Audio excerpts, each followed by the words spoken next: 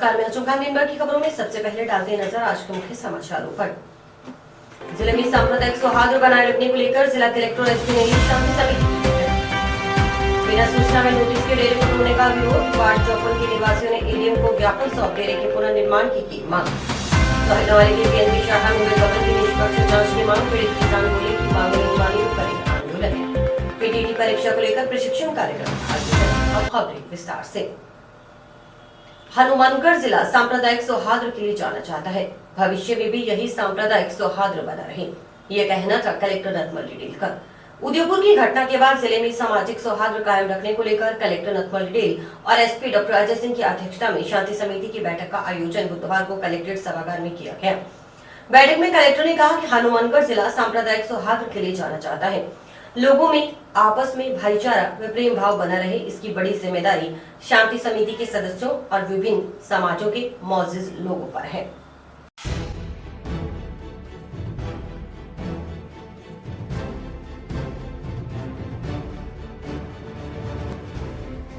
उदयपुर में जो एक जघन्य ये घटना हुई है, इसको अपने घटना ना बोलकर यदि ये बोलें कि ये एक तरीके से अपने हिंदू समाज को जो चोरने वाली घटना है, और हिंदू समाज को ये सोचना पड़ेगा कि उसको अब क्या करना है, क्योंकि मसला जो है ये सारा सड़क का है और समाज जो है इसको व्हाट्सएप और फेसबुक पर हल करने में लगा हुआ है। आज हालांकि जिला प्रशासन ने एक संवेदनशीलता दिखाते हुए शांति समिति की बैठक रखी, लेकिन मैंने ये देखा कि शांति समिति की बैठक में भी किसी भी व्यक्ति ने जो वास्तविक बात है उसको लेकर के कोई चर्चा नहीं की। अंत में मैंने उनको समझाया, मैंने कहा जिस तरीके से आप इसको बिल्कुल हल्के में ले रहे हैं, ये घटना इतने हल्के में लेने वाली नहीं है, और हनुमानगढ़ भी बिल्कुल बम के ढेर पर बैठा है, कभी भी सुलगेगा यदि अपनों ने समय रहते इसमें चेते नहीं। क्योंकि अभी ये रोडावाली एरिया आसपास के जो गांव हैं, इनमें ये जो समुदाय विशेष के जो ये लोग हैं, ये हाथों में पिस्टल लेकर के मैंने अभी एसपी साहब को कहा था कि मैं सबूत दूंगा, और मैं दूंगा उनको कि किस तरीके से वो जा कर के और गलियों में पिस्टल लेके घूम रहे हैं। तो ये हमारे लिए बिल्कुल ही अच्छी बात नहीं है, अच्छा संकेत नहीं है। कभी न कभी ये भड़केगा मामला, इसको प्रशासन को समय रहते चेतना चाहिए, और हिंदू समाज को भी अपनी कुंभकर्णी नींद से जागना चाहिए, और कम से कम एक होकर के और इसके विरुद्ध आवाज़ उठानी चाहिए। राज्य सरकार पूरी तरह फेल है। सबसे बड़ी बात कि इनकी पिछलगू बनी हुई है, और ये इसी का परिणाम है कि इन लोगों के हौसले जो है इतने बुलंद है कि ये सरेआम जाकर के किसी की दुकान में और गला रेत करके किसी को भी मार सकते हैं। ये हमारे लिए भी शर्मनाक है और इस सरकार के लिए भी शर्मनाक है, क्योंकि ये वो नहीं समझ रहे कि आज हमारा गल जल रहा है तो कल तुम्हारा भी जलेगा। ये सोच करके नहीं करेंगे कि कल कौन मरेगा, ये केवल ये सोच रहे हैं कि ये हिंदू है और हम इसको मारेंगे, और ये सोच करके उन्होंने उसकी हत्या की है। बिल्कुल औरंगजेबी शासन की तरह काम कर रही है गहलोत सरकार। हमारे हिंदू समाज के जो भी युवक हैं उनको बिना काम के अगर थोड़ा सा भी बोलें तो अंदर कर देती हैं, और ये मारें तो भी इनका गुनाह नहीं होता। ये हमारे लिए बिल्कुल सोचने का विषय है। हिंदू समाज को सोचना पड़ेगा, और सरकार का जाना तो तय है, लेकिन ये भी पक्का है कि आने वाले समय में जब कोई भी चाहे सरकार आएगी वो राष्ट्रवादी आएगी और हिंदू हित की आएगी। ये मैं आपको लिख के देता हूँ। तो हिंदू परिषद बजरंग दल पूरे देश भर में इसको लेकर के, और कल एक हमने कार्यक्रम रखा है जिसमें सभी जिला मुख्यालयों पर धरना और प्रदर्शन का कार्यक्रम रखा है, और मुख्यमंत्री जी का पुतला जलाया जाएगा। आज जिला स्तरीय शांति समिति की बैठक माननीय जिला कलेक्टर व माननीय एसपी महोदय की अध्यक्षता में हुई। जिस प्रकार से उदयपुर में जो एक ऐसी घटना जिसका कोई नाम नहीं दिया जा सकता, मानवता से परे ऐसी चीज़ें होती हैं, जिन लोगों की दिमाग और संतुलन मानसिक बिगड़ा हुआ, ऐसे लोग ऐसी घटनाएं को अंजाम देते हैं। हमने जो हनुमानगढ़ क्षेत्र के जिला स्तरीय शांति समिति के तमाम सदस्य व प्रशासन के लोगों ने इसकी कड़ी भर्त्सना की। हम निंदा करते हैं, ऐसे लोगों के खिलाफ कठोर से कठोर कार्रवाई होनी चाहिए।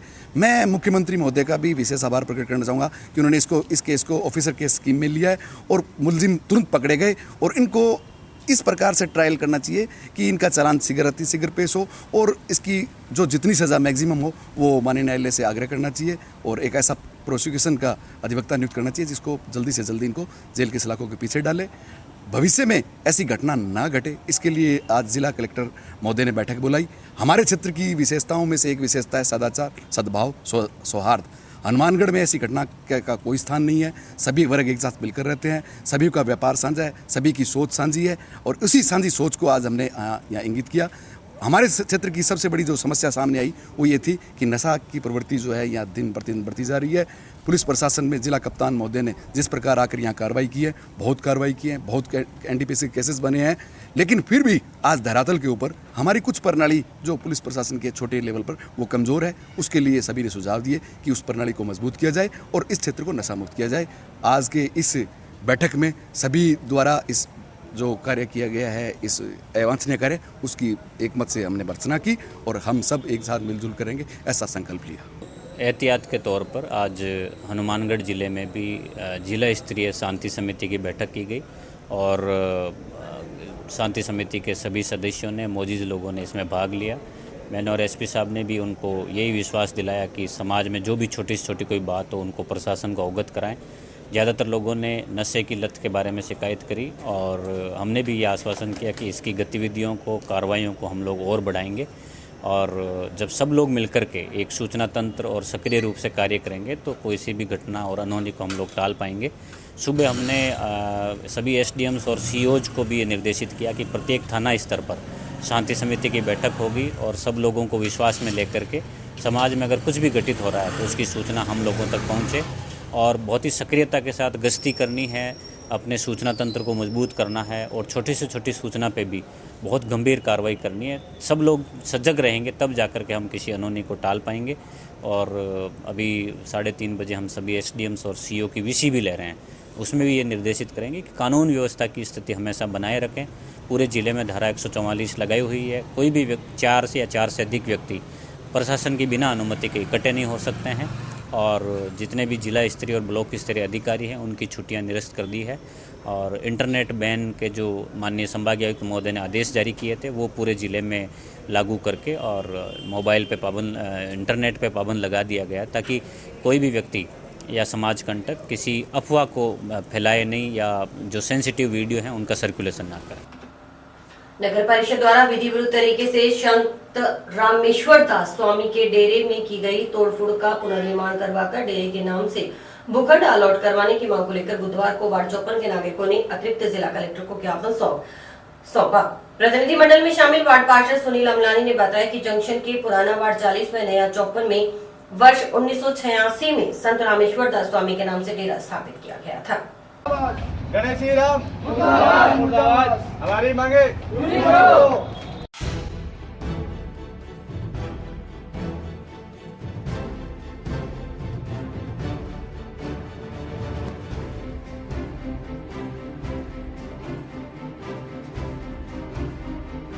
वार्ड नंबर 54 के अंदर सन 1986 से पुराना, यानी कि ये हो गया 35-40 साल पुराना डेरा है, जिससे कि सभी वार्ड वासियों की धर्म आस्था उसके साथ जुड़ी हुई है। तो 18 जून को नगर परिषद ने उसको खंडित कर दिया, उसको तोड़ दिया, उससे कि सबकी भावनाएं आहत हुई हैं। उसके अंदर संत श्री शीतल दास जी, उन्होंने भी समाधि ले रखी है और रामेश्वर दास जी, प्रेमनाथ जी, उन्होंने समाधि ले रखी है। अब उनके चेले हैं, वो उनको संभालते हैं और साथ में वार्डवासी हैं, वो वहाँ पे पूजा अर्चना करते हैं और सबकी आस्था जुड़ी हुई है। हमारी कलेक्टर साहब से यही मांग है, वो जो जगह है जिसको तोड़ा है उसको दोबारा बनाकर और वो जगह है जो डेरे के नाम अलाट की जाए। ये डेरा जो बड़ा 54 में नज़दीक है, ये 1986 से डेरे की स्थापना की हुई थी। इसमें संत श्री रामेश्वर दास स्वामी जी वो सेवा कर रहे थे। उन्होंने समाधि ले ली। समाधि लेने के बाद में प्रेमनाथ जी, उन्होंने भी यहाँ समाधि ले ली। तो अभी ये 18 तारीख शनिवार बिना सूचना दिए, बिना नोटिस दिए, अचानक 4:30 बजे सुबह तोड़कर चले गए।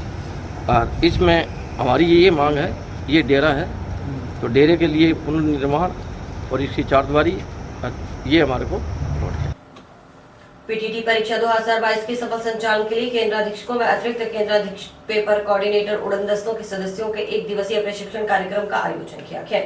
राजकीय एनएमपीटी कॉलेज में हुए प्रशिक्षण शिविर की अध्यक्षता जिला समन्वयक नरेंद्र सिंह भाभू ने की। शिविर में सीबीईओ सीमा भल्ला, एडीओ रणवीर शर्मा भी उपस्थित रहे।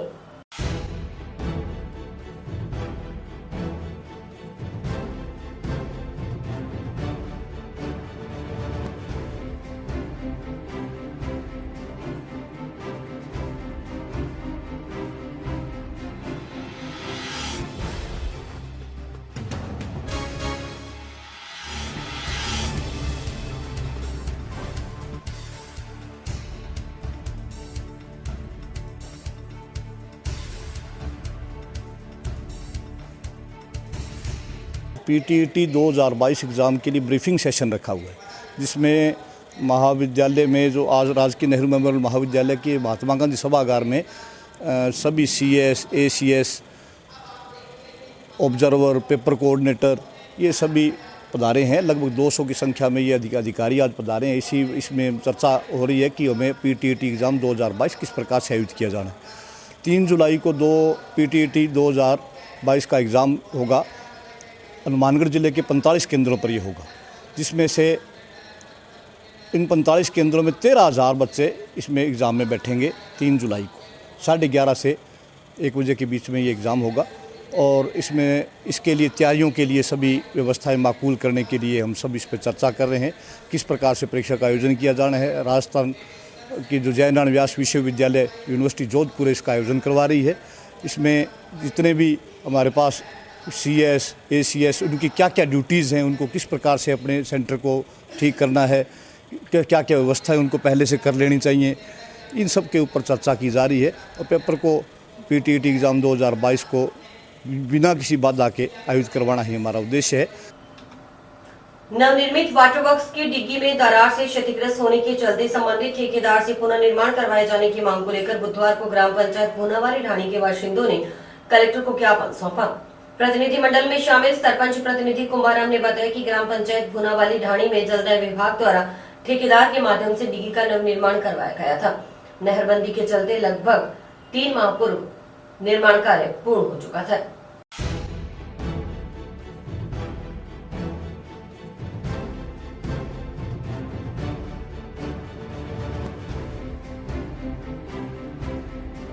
हम भुन्नावाली ढाणी से आए हैं। सरपंच प्रतिनिधि हमारे साथ में हैं और करीबन 3 महीने पहले एक वाटर बॉक्स की नई डिग्गी बनी थी। तो उस डिग्गी में जो ही पहली बार पानी डाला तो वो डिग्गी लगभग सारी बैठ गई। बाद में इन्होंने लीपापोती की, ठेकेदार जी ने और अधिकारियों ने हमारे गांव की बात नहीं सुनी। अब उसमें पानी रहता ही नहीं, इतना जल संकट है। तो इस गर्मी में गांव में जल संकट आ गया है। अतः हम तंग आकर कोई नीचे के अधिकारी नहीं सुने, तब आज श्रीमान कलेक्टर महोदय के पास आए। उन्होंने हमें आश्वस्त किया है कि आपकी डिग्गी का पुनर्निर्माण करवाएंगे। और दूसरा मैटर एक और था, शमशान भूमि में पहले जो डिग्गी थी और उसको तोड़ के नई बनानी थी, उस मलबे को, उस ईंट पत्थर को ले जाके और शमशान घाट में डाल दिया। अब उन डालने वालों को और डलवाने वालों को ये पता नहीं भी ये जगह कौन सी होती है। वहाँ फिरने लायक जगह नहीं रही। वो मलबा भी यहाँ उठवाने के लिए कलेक्टर साहब से मांग नहीं मानी जाती है, तो विधिवत कुछ न कुछ धरना प्रदर्शन कुछ न कुछ तो करना ही पड़ेगा, वरना हम सभी यहाँ कलेक्टर के पास आ जाएंगे। यहीं पानी, यहीं डिग्गी, यहीं खुदवा लेंगे अपनी।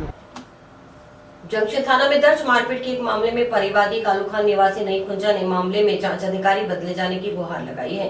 परिवादी SP कार्यालय पहुंचा और मामले की निष्पक्ष जांच करवाए जाने की मांग की।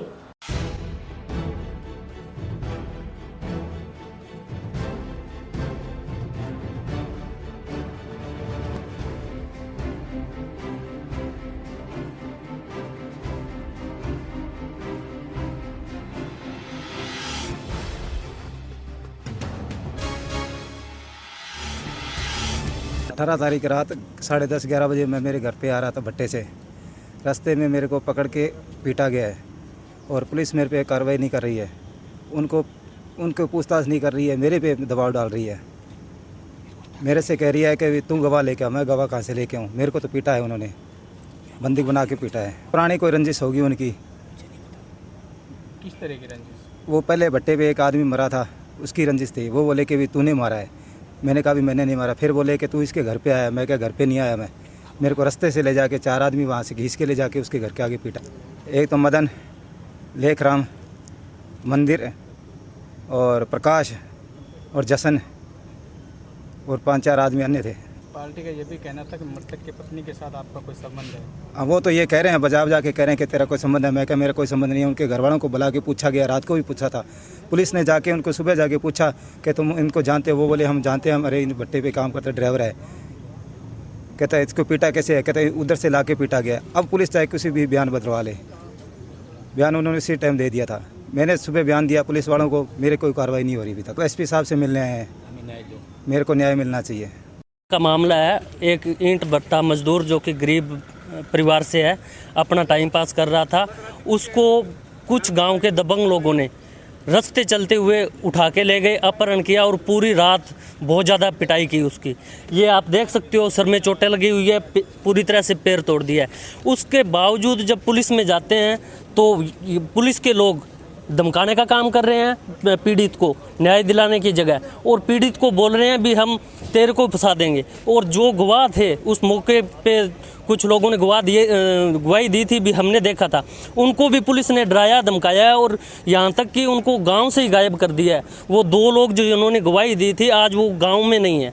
इस तरीके से धमकाया जा रहा है और पुलिस कोई भी कार्रवाई नहीं कर रही है। बाकायदा सोशल मीडिया पे उन्होंने वीडियो बना के मार पिटाई करते हुए वायरल किया हुआ है, उनको सबूत के तौर पे हमने दिया था, लेकिन उसके बावजूद पुलिस ढुलमुल अपना रवैया बनाए हुए हैं। आज हम एसपी साहब से मिलने आए हैं, उनसे गुजारिश करेंगे कि पीड़ित को न्याय मिले और तफ्तीश चेंज की जाए। जो अभी फिलहाल जिसके पास तफ्तीश है वो धमकाने का काम कर रहे हैं। और अभी वक्त है ब्रेक का।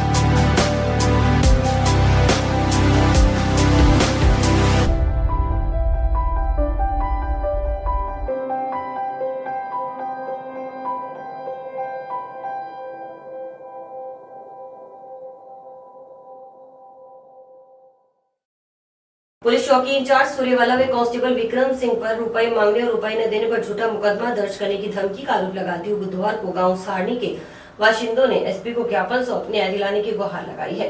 ज्ञापन में बताया गया कि 6 जून को गांव सारणी के मोहनलाल बावरी के पुत्र की सगाई की रस्म थी। उस दौरान सतनाम सिंह बावरी के साथ मात्र कहासुनी हुई थी।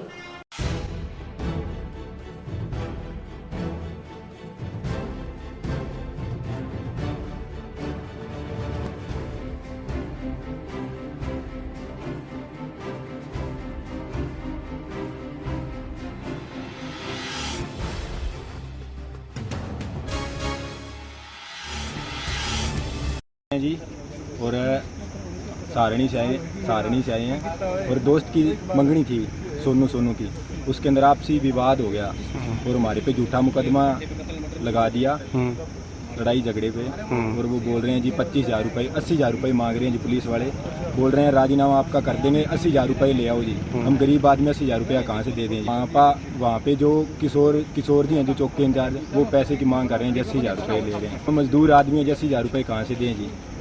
और वो बोल रहे हैं अगर पैसे नहीं दोगे तो आपको कूट मार के आपको पिस्तौल आपको बरामद करवाएंगे, आपसे कूटेंगे और आपको मारेंगे। और वो बोलेंगे भी आपको पैसा लेके ही जान छुड़ानी पड़ेगी जी। और डेली पुलिस गेड़े पे गेड़ा मारती है। और इसी के साथ समाचार समाप्त हुए। रोजाना देखते रहिए समाचार। नमस्कार।